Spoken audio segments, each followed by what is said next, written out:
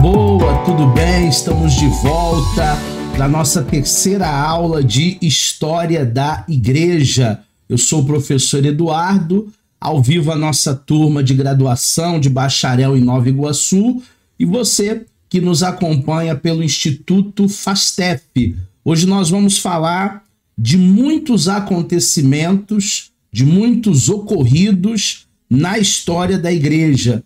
Eu tenho certeza que essa aula será muito boa para o nosso crescimento teológico, para o nosso crescimento espiritual. Como eu faço sempre em todas as aulas, eu gosto de relembrar aquilo que nós estudamos nas aulas anteriores. Na aula passada, nós falamos dos principais períodos da história da igreja, falamos sobre a era das perseguições, com todos os imperadores, um pior do que o outro. Falamos da morte dos imperadores e também fizemos um recorte de como os apóstolos morreram. Se você não assistiu à aula número 2, está lá no grupo de alunos, está lá no portal FASTEF, você pode acessá-la, você pode assistir a aula passada. E o nosso tema de hoje, sem mais delongas, sem perder tempo, é a Era Imperial.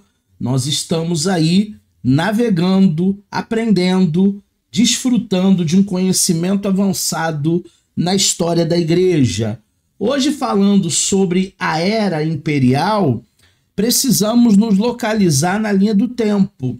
Na linha do tempo, a Era Imperial ela começa a partir de 313 com Constantino, e ela se estende até 476 depois de Cristo. Basicamente tem muita informação aqui e é o que nós vamos ver nessa aula de número 3. A perseguição teve fim quando Constantino assumiu o poder. Para tornar-se imperador, ele precisou vencer uma batalha contra o exército de Maxêncio. Essa batalha ocorreu no dia 28 de outubro de 312. E Constantino, ele sonhou com uma cruz no céu, com uma frase em latim que dizia: sobre esse sinal vencerás. Então Constantino, ele foi repousar à noite, foi dormir, e ele teve um sonho lá, uma visão de uma cruz com uma inscrição: sobre esse sinal vencerás. Até então, o povo cristão era perseguido, e muito perseguido pelo Império Romano, pela sociedade romana e por todos os imperadores.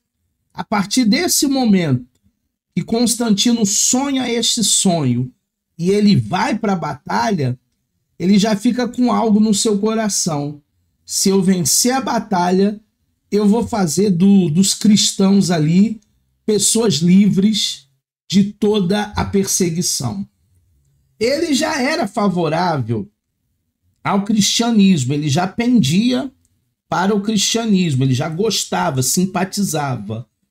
E depois dessa história, com esse sinal, ele decidiu lançar um decreto pondo fim às perseguições.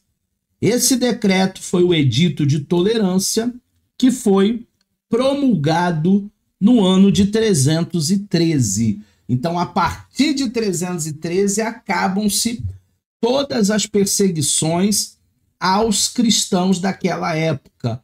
Constantino vai para a batalha e, dito e feito, ele vence. E ele faz do cristianismo não só uma religião oficial do império anos depois, né, junto com outros sucessores, mas ele escreve um edito de tolerância que agora outras religiões não poderiam condenar, não poderiam sacrificar, não poderiam matar cristãos.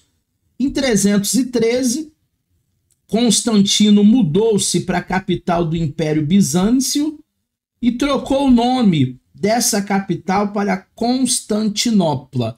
Então tem um busto aí que representa a figura do Constantino e tem uma imagem dos dias de hoje, né, desse império chamado Constantinopla, a sede do império que antes, né, era Bizâncio. Consequências negativas do Edito de Constantino, o edito chamado Edito da Tolerância. Primeira, todos deveriam estar na igreja por decreto. Obrigação. Cristãos e não cristãos deveriam ser obrigados pelo menos uma vez na semana cultuarem, estar na igreja. Se bem que estar na igreja é diferente de cultuar, de adorar, né? Há uma diferença muito grande de você ser um adorador e você estar apenas na igreja. Mas ali já não era mais o amor, a devoção, a adoração. Ali já era propriamente a obrigação de estar ali por um decreto. Segundo, costumes pagãos foram introduzidos na igreja. Uma série de costumes pagãos, a igreja agora começa a ter a adoração ou veneração a santos, a mariolatria, que é fazer de Maria a quarta pessoa da Trindade, a missa pelos mortos. Então, todos os costumes pagãos foram introduzidos no seio da igreja. Igreja essa que era uma igreja cristã, mas que começa a perder o alvo. Número 3, por causa do edito da tolerância do Constantino, houve uma consequência negativa do mundanismo na igreja e do secularismo. A gente acha que o secularismo e o mundanismo é uma coisa que acompanha a igreja nos dias atuais. Não. O secularismo e o mundanismo acompanham a igreja há muitos anos, desde o século IV. Uma igreja secularizada, uma igreja que flerta com o mundo, uma igreja que não entende que é sal da terra, que é a luz do mundo, que é separada. E em quarto lugar, o casamento da igreja com o Estado. Agora, a igreja tinha um jogo político com o Estado, de algumas concessões. O Estado muitas vezes dava as cartas para a igreja muitas vezes acatava, outras vezes a igreja influenciava esse mesmo Estado. Então existia ali um casamento entre a igreja, um casamento entre o Estado, que não foi benéfico. Igreja, religião e política, Estado, quando se junta, você sabe que boa coisa não vai sair. E os resultados dessa união da igreja cristã com o Estado, com a política, foi a interferência do imperador no governo eclesiástico. Agora o governador podia dar algumas cartas, o imperador podia governar também a igreja. Se o término das perseguições foi uma bênção, a união entre a igreja e o Estado foi uma maldição. Isso aí a gente não pode fugir, não pode negar. O nível moral do cristianismo se tornou muito mais baixo, a igreja começou a se contaminar nesse jogo, do que aquele que distinguia os cristãos do tempo das perseguições. Então, no tempo das perseguições, tinha que ser cristão de verdade mesmo. Não podia ser Nutelinha, não.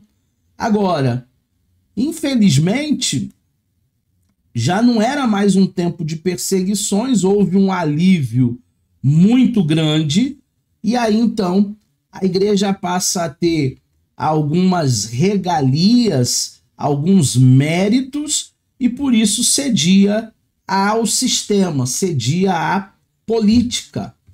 Igreja e Estado se tornaram uma coisa só, o que é muito triste. E parece que hoje nós vamos ver esse filme novamente, né? Mudam-se os personagens, mas o filme é o mesmo. A grande prova disso é que podia-se presenciar a tragédia de ver um imperador romano presidir os concílios da igreja e tomar parte nos debates. Então, quer dizer, a política tinha voz. Não eram só os líderes da igreja. Agora os imperadores, agora os governantes, eles também davam as suas cartadas, né? Faziam com que a opinião do sistema prevalecesse. Literalmente, o santo havia se misturado com o profano. Então a perseguição não foi uma coisa boa. A perseguição, quando acabou em 313, foi uma bênção. Mas se por um lado acabou a perseguição e veio esse tempo de paz, de alívio, agora a igreja estava flertando com o Estado. E agora a igreja estava cedendo ao sistema e ao jogo político. Vamos falar de datas importantes nesse período que nós estamos estudando na aula de hoje, que é o período chamado período imperial. No dia 27 de fevereiro do ano de 380, o imperador Teodócio, ele promulgou um decreto chamado Edito de Tessalônica, declarando o cristianismo como a religião oficial do império. Então, as perseguições, elas já tinham acabado desde o ano 313, mas em 380, este imperador chamado Teodócio, ele faz um edito, né? Ele, em Tessalônica, comunica a todos que a igreja agora, que o cristianismo seria a religião oficial do império. Olha a influência, né, da cristandade com os poderes políticos. Olha como igreja e Estado se tornaram uma coisa só. No início do século IV, acreditava-se que o Império Romano tinha 60 milhões de habitantes. A proporção de cristãos era aproximadamente de 10%. Portanto, 6 milhões de cristãos. Isso lá no início do século IV.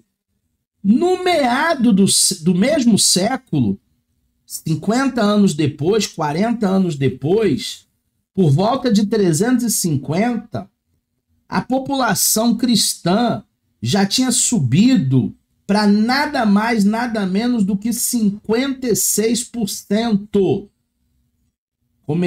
Começamos com 10% da população.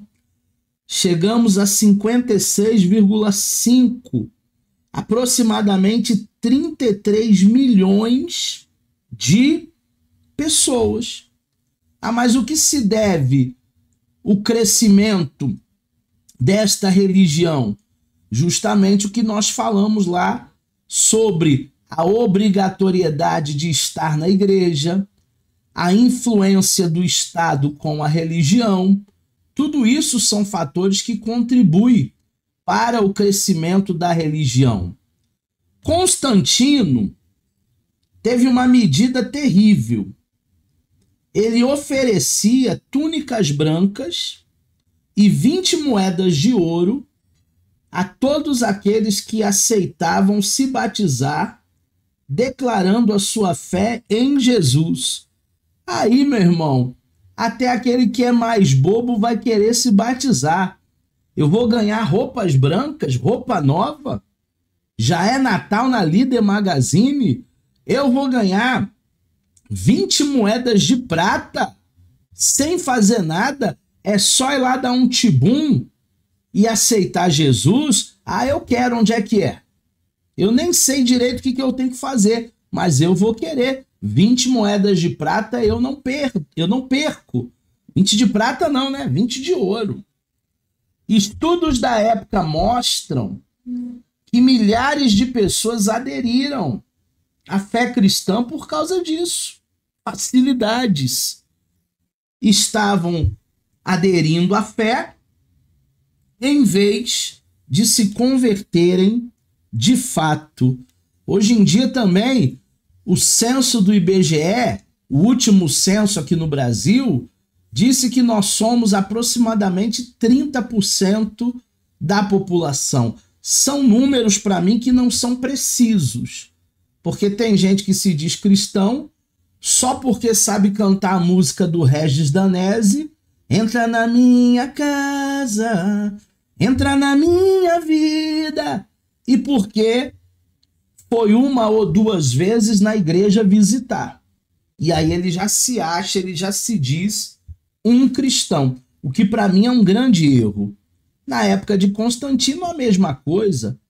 Essa facilidade, esse benefício de receber 20 moedas de prata e de receber uma túnica branca fez com que muita gente professasse a fé, mesmo não tendo fé nenhuma. Além disso, Constantino também estabeleceu a proibição do judeu, sob pena de morte, de apedrejar outro judeu que se converteu à fé cristã. Então, a perseguição de fato tinha acabado. Também houve a proibição a qualquer pessoa ou a qualquer governante que ordenasse que o povo devesse adorar ao imperador ou qualquer outro deus romano. Acabou aquela prática que nós vimos na última aula, dos imperadores se acharem deuses e querer as mesmas honras, as mesmas adorações de deuses. Acabou isso. Ele também oficializou o domingo como o dia do descanso do cristianismo no Império Romano. Porque até então, na cultura judaica, o dia do descanso era o sábado, né? Mas o Constantino, a partir do século IV, ele vai instituir o domingo como o dia do Senhor. E até hoje nós vivemos isso, né? Domingo é um dia em que nós não trabalhamos, na maioria das vezes, e é um dia que a gente deixa separada ali a nossa agenda, ou de manhã ou de noite, para estarmos na casa de Deus. Os maiores cultos da igreja são celebrados geralmente no domingo. Vamos falar sobre um outro tema nessa aula sobre a Idade Média, que é os pais da igreja e a sua importância. Talvez você já tenha me ouvido falar bastante sobre os pais da igreja, mas não sabem ao certo quem são essas pessoas. Os considerados pais da igreja, eles foram pessoas formadas pelos apóstolos. Eles foram reconhecidos como seus discípulos. Por exemplo, nós temos o Clemente de Roma, que foi o quarto bispo da igreja naquela cidade, e ele foi discípulo de Pedro. Nós temos também um outro pai da igreja chamado Policarpo. Ele foi bispo lá em Esmirna e ele foi discípulo de João, o último apóstolo que vem a falecer. Policarpo ele tinha aproximadamente entre 15 e 20 anos de idade quando ele ouvia João ensinar.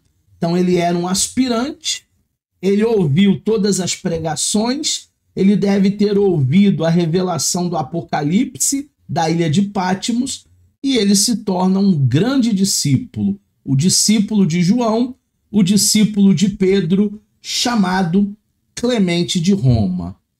Esse título, os pais da igreja, só foi dado para eles muitos séculos depois, quando as futuras lideranças olharam para trás e reconheceram a importância do legado que esses homens deixaram para o cristianismo e a história de teologia cristã. Esses homens, eles foram mártires.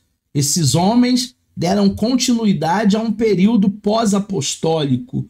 Esses homens, eles não deixaram a chama do evangelho morrer, nem enfraquecer. Então muitos viveram dias difíceis, dias de tribulação, de perseguição, para que o evangelho chegasse até nós. Não foram eles que se autodenominaram pais da igreja, né? Hoje é muito engraçado porque a pessoa ela acaba se denominando pastor, apóstolo, bispo. Naquele tempo, não. Naquele tempo, ninguém se autodenominava. Era diferente da autoconsagração que nós vemos em alguns lugares hoje. A história foi quem deu esse título para eles. Eles morreram e não ouviram ninguém chamando-os de pais da igreja. Foi ao longo da história que eles receberam essa importância. Os pais da igreja também escreveram cartas às igrejas da época, com o objetivo de auxiliar as igrejas, fortalecer a igreja, assim como os apóstolos escreviam. Da mesma forma que o apóstolo Paulo escreveu as suas 13 cartas, Tiago escreveu a sua carta, Pedro escreveu as suas 2 cartas, João escreveu as suas 3 cartas, os pais da igreja também naquela época escreveram cartas para a igreja. Mas nenhuma dessas cartas foram consideradas inspiradas por Deus, porque elas não passaram pelo processo da canonicidade. Elas não foram autenticadas como palavra de Deus, embora o conteúdo delas em muito ajudava o aperfeiçoamento da igreja local. Alguns desses escritos ainda existem e foram preservados pela tradição cristã. E aí nós temos alguns escritos, como os escritos do pastor de Hermas, nós temos alguns escritos como o Evangelho de Enoque, que são livros apócrifos, deuterocanônicos ou pseudepígrafos, mas que naquela época, quando ainda não tinha um grupo, né, de 27 livros do Novo Testamento separado ali, como nós temos na Bíblia hoje, edificaram, fortaleceram a igreja da época. Tinham muitas circulações na igreja da época. Só não são considerados canônicos, não estão na nossa Bíblia. Podemos dividir os pais da igreja em 2 grupos. O primeiro grupo são os pais apostólicos. Eles tiveram uma revelação direta com os apóstolos, assim como Policarpo, assim como Clemente de Roma, assim como Inácio de Antioquia, assim como Papias. São discípulos direto dos apóstolos, os pais apostólicos. E também nós temos os pais apologistas, que foram homens que dedicaram as suas vidas, com todas as suas habilidades literárias, intelectuais, em defesa do cristianismo, fazendo apologética. Perante a tantas heresias, tantos ensinamentos errados e as perseguições que o império trazia. Então nós temos dentre eles o Tertuliano, o Justino, o Marte, né? Justino o Marte. Nós temos o Irineu, o Cipriano, o Orígenes, o Jerônimo, o Eusébio de Cesaré, que tem um livro muito bom, o João Crisóstomo e o Agostinho de Hipona. São todos esses pais apologistas que não caminharam diretamente com os apóstolos, mas que também contribuíram e muito para a teologia cristã. Temos ainda os escritos dos pais da igreja. Vamos falar dos escritos dos pais da igreja. Tem muita coisa que a gente precisa entender nesses livros, nessas cartas que circulavam na igreja primitiva. Carta à igreja em Corinto, por Clemente de Roma, datada em 96 depois de Cristo. Nessa época, nessa carta, Clemente repreende a igreja de Corinto por facções internas que haviam fazendo alguns grupinhos esses grupinhos atrapalhassem a unidade do corpo de Cristo. Repare que quase 50 anos depois de Paulo ter repreendido a igreja de Corinto por divisões internas, ela volta a ser repreendida pelo mesmo comportamento errado. Então nós imaginamos que o único que escreveu para Corinto foi o apóstolo Paulo. Não. Nós temos também pais da igreja, como Clemente de Roma, que escreve para Corinto e a temática é praticamente a mesma. A luta de classes, as facções, ceia para rico, ceia para pobre. Parece que a igreja de Corinto, 50 anos depois daquilo que Paulo escreveu, continuava caindo nos mesmos erros. Tem gente que parece que não aprende, né? É alertado, Deus fala com ele, existem ministrações, existem cartas, mas muitas vezes ele não ouve o que Deus está falando. Temos ainda a carta de Policarpo, de Esmirna, escrita aos filipenses. Ela foi escrita antes do ano 140. Essa carta teve o propósito de fortalecer a fé da igreja em Filipos e orientá-los a permanecerem fiéis, mesmo em meio às perseguições. Perseguições essas que duraram quase 200 anos ainda. Foi uma carta para dizer a eles: Deus está com a gente, não duvide. Tudo aquilo que o apóstolo Paulo escreveu há quase 100 anos atrás, eu retifico para vocês, igreja em Filipos, que a perseguição é grande, mas que nós vamos passar por tudo isso por amor a Jesus. Então foi a carta do Policarpo para a igreja em Filipos. Temos ainda uma carta à igreja de Éfeso, escrita por Inácio, no ano de 107 depois de Cristo. Nessa carta, Inácio fala sobre vários temas da vida cristã. Ele também incentiva aos efésios a permanecerem firmes no Senhor. Inácio também não poupa elogio para essa igreja em Éfeso. Essa carta foi escrita 12 anos depois da primeira das 7 cartas da igreja da Ásia. De acordo com o texto de Inácio, os problemas citados na carta de Paulo aos Efésios já haviam sido resolvidos. Diferente de Corinto, né? Em Corinto se passaram anos e os problemas eram os mesmos. Aqui em Éfeso não. O que Paulo relatou, o que Paulo falou, graças a Deus já tinha sido superado pelos irmãos em Éfeso. Então nós temos os pais da igreja fazendo seus escritos e com as suas cartas circulando em várias igrejas que nós já conhecemos pelas viagens missionárias do apóstolo Paulo.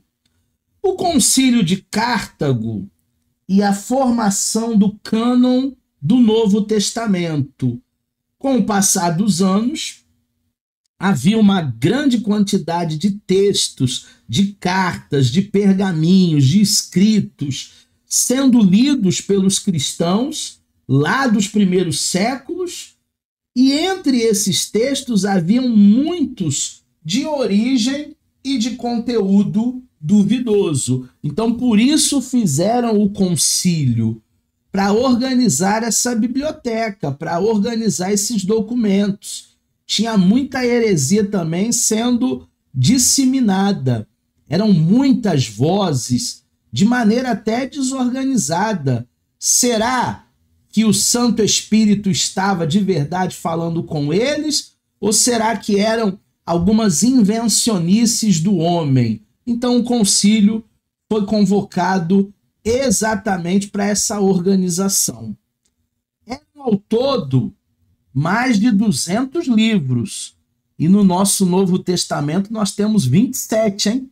Um pouquinho mais do que 20%, né? Que existiam nos primeiros séculos da era cristã, que tentavam ter aceitação entre as igrejas. Muitos deles tinham ensinamentos heréticos, antibíblicos, e tinham até nomes de apóstolos, como se fossem de suas autoria. E os cristãos liam nas igrejas da época e acreditavam que aqueles escritos eram realmente ensinamentos de Cristo. Então nós vamos ter muitas cartas que levam o nome de Paulo, como Apocalipse de Paulo, que não foi Paulo que escreveu, é um pseudepígrafo. Nós temos muitas cartas que falam sobre livros de Pedro, livros de João, cartas que não foram João que escreveu, era só para ter uma fama, uma circulação maior. E aí, essas cartas podiam conter algum problema herético, já que não foi Paulo, já que não foi João. Quem é? Quem as escreveu? Muito importante essa análise. Diante disso, houve a necessidade de se estabelecer uma ordem acerca das quais, de fato, eram livros inspirados por Deus ou não, para a escolha da canonicidade dos livros. Tiveram dois critérios. Quando a gente fala de canonicidade, a gente fala de autenticação. É mais ou menos quando a gente vai no cartório e precisa reconhecer a nossa assinatura. Semana passada mesmo, eu precisei ir num cartório aqui em São Paulo, São José dos Campos, porque eu não tinha nenhuma firma aberta aqui, né, para reconhecer minha assinatura. E aí eu fui a um cartório lá no centro e abri firma e reconheci minha firma para dar ali a autenticidade de que aquela assinatura, aquele documento é um documento válido. O processo de canonização é semelhante aos livros bíblicos. Dois critérios. O primeiro, a apostolicidade do livro. Palavra grande, né? A apostolicidade do livro. O que significa isso? Que aquele livro tenha sido escrito por um apóstolo ou por alguém com a ajuda de um apóstolo. É o exemplo, por exemplo, do Evangelho de Lucas e da carta do livro de Atos. Lucas escreve com a ajuda de Paulo e as testemunhas de Jerusalém, Marcos, com a ajuda de Pedro. Então, a apostolicidade do livro era uma exigência para que esse livro fosse canônico. Teria que ter sido escrito ou por um apóstolo, alguém que andou com Jesus, ou por alguém muito próximo desse apóstolo. Então, esse é o primeiro critério. Só aí já deve ter eliminado mais de 150 daqueles 200 livros. Segundo critério, aceitação ampla nas igrejas. Se a maioria das igrejas reconheciam aquele livro como inspirado por Deus, então esse era o segundo critério. Agora, tinha livros que tinham algumas passagens ali duvidosas, a igreja não aceitava, tinha alguma coisa dissonante ao ensino bíblico, então muito provavelmente esses não passaram, e o que ficaram na nossa Bíblia no Novo Testamento foram 27 livros. Dos 200 que tiveram vários critérios ali, 27 ficaram. Mediante isso, em 367, Atanásio, bispo de Alexandria, escreveu a sua famosa Carta Oriental. E nesse documento, ele enumerava os 27 livros que fazem parte do nosso cânon do Novo Testamento, no desejo de impedir que o seu rebanho caminhasse junto ao erro, Atanásio afirmou que nenhum outro livro poderia ser escritura cristã. Então ele tentou fazer com que a igreja estivesse mais centrada nos 27 livros que nós conhecemos hoje no nosso cânon, de Mateus até Apocalipse, e disse que todos os outros livros não poderiam ser considerados cristãos. Em 397, já no finalzinho do século IV, houve o Concílio de Cartago, confirmando essa lista, reconhecendo a canonicidade desses livros, a inspiração dessas obras, e ficaram, portanto, os 27 livros conhecidos no nosso Novo Testamento. Eles não foram feitos, turma, sagrados, para a gente idolatrar cada um livro, mas no Concílio de Cartago, eles foram reconhecidos como inspiração divina e depois reconhecidos pela igreja e pelos bispos como a base do cânon. Há uma diferença em fazer algo sagrado e fazer algo contendo inspirações divinas.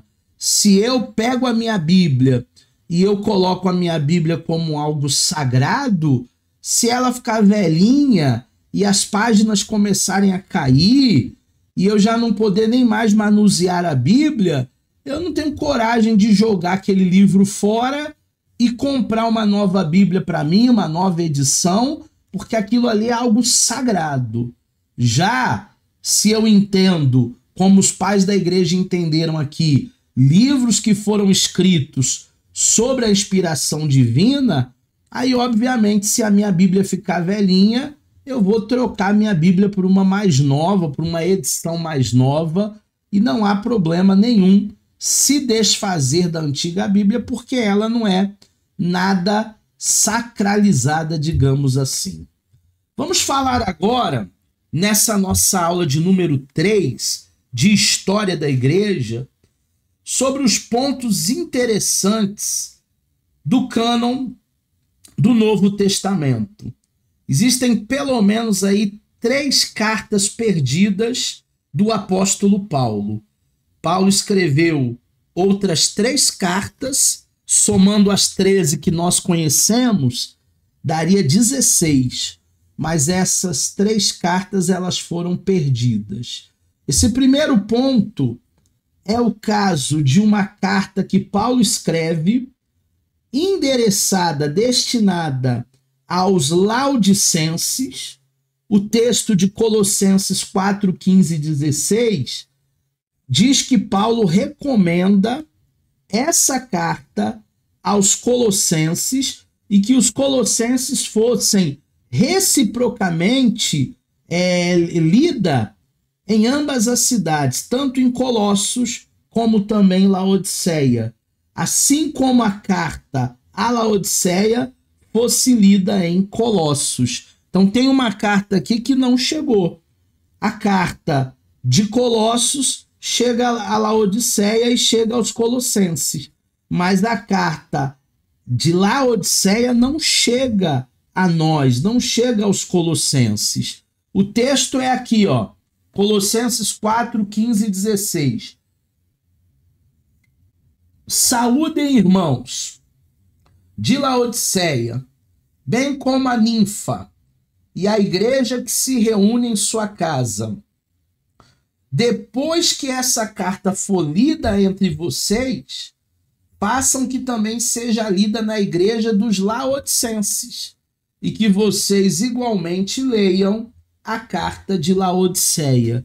Infelizmente, essa carta de Paulo se extraviou no meio do caminho e nós não temos nada, absolutamente nada, falando sobre essa carta, a não ser esse texto de Colossenses. O segundo ponto que é interessante também, os outros 2 casos que a gente pode dizer aqui, é a respeito da igreja de Corinto.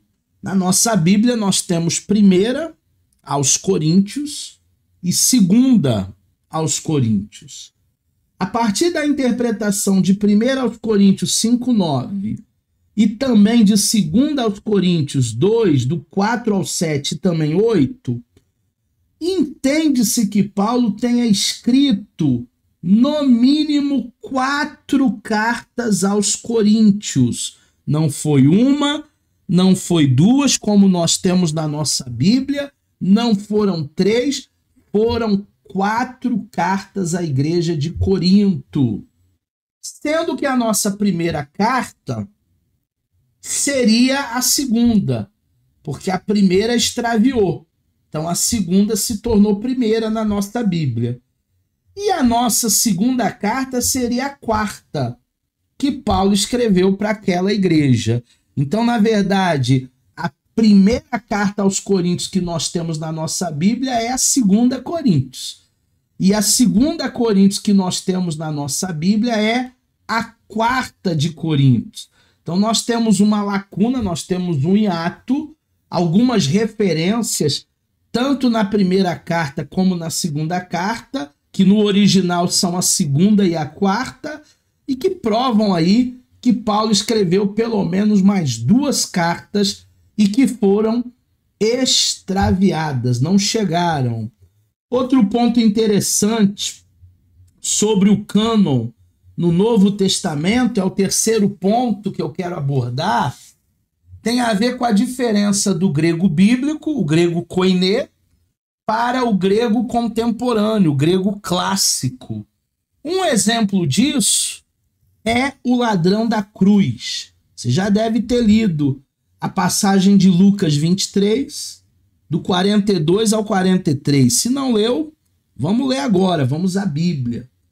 E acrescentou Jesus, dizendo, e acrescentou o ladrão da cruz, né? Jesus, lembra-te de mim quando entrares no teu reino. E Jesus respondeu o que para o ladrão da cruz? Em verdade te digo que hoje estarás comigo no paraíso. Quando nós falamos para alguém hoje, é até meia-noite. Concorda? E amanhã? Amanhã é a partir de meia-noite. E daqui 3 dias? Daqui 3 dias, a pessoa espera pelo menos 72 horas. Agora, entenda algo. Jesus disse, hoje mesmo estarás comigo no paraíso. No entanto, no domingo Jesus disse que ainda não tinha ido para o céu depois da sua morte. João 20:17, recomendou-lhe Jesus, não me detenhas, porque ainda não subi para o meu Pai. Como é que pode ele falar hoje mesmo estarás comigo no paraíso, sendo uma sexta-feira, e passou sexta, passou sábado, passou domingo, e nem ele estava no paraíso ainda. Ele ficou 3 dias no centro da terra. Jesus, ele morreu numa sexta-feira. Jesus, ele ressuscitou num domingo. Como é que ele foi para o céu com o ladrão da cruz na sexta-feira, hoje, se no domingo ele disse para Maria Madalena que ainda não tinha ido para o céu? Então nós temos aí um problema exegético, nós temos um problema aí hermenêutico. Por isso que a gente precisa ler os originais para a gente entender essas questões linguísticas. A resposta a essa proposição que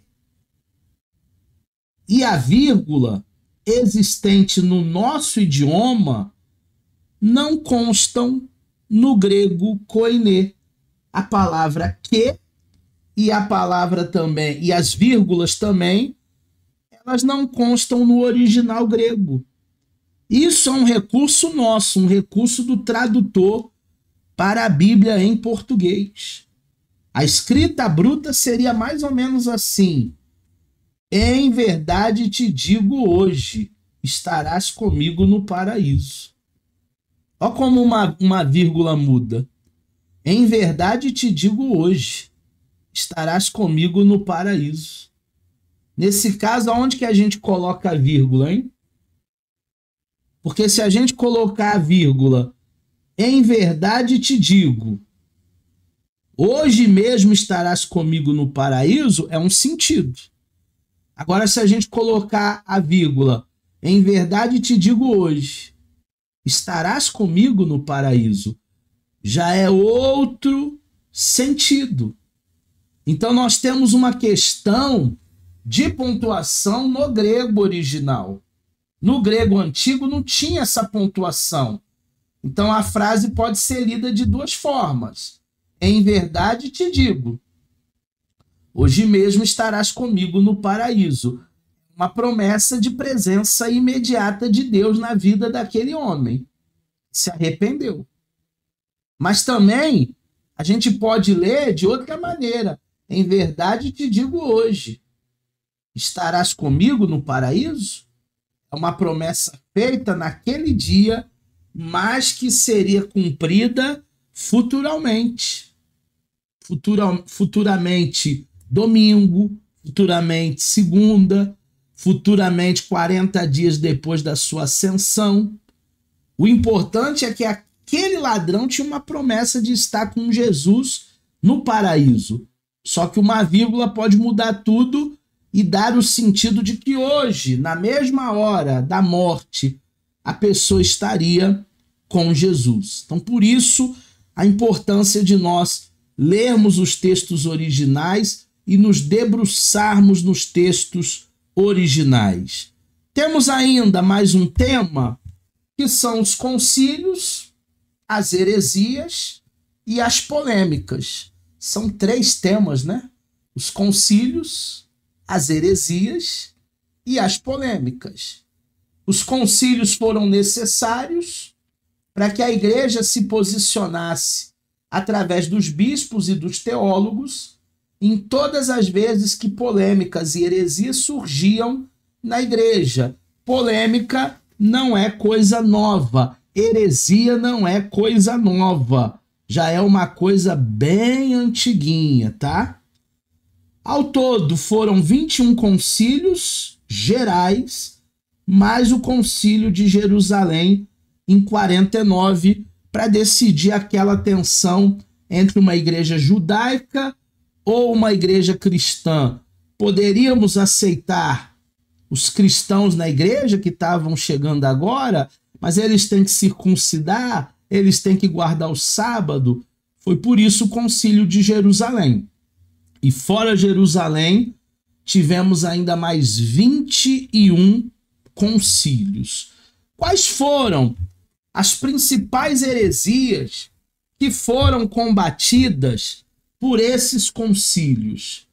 Nós tivemos lá no concílio de Nicéia, em 325, a heresia do arianismo. O que Ário propunha? Propunha, como os testemunhos de Jeová propõem, que Jesus era um ser apenas espiritual e não veio em carne. A Bíblia diz em João que Jesus ele veio em carne e que Jesus ele teve 2 naturezas. Concílio de Nicéia é para falar das 2 naturezas de Cristo, a humana e a divina.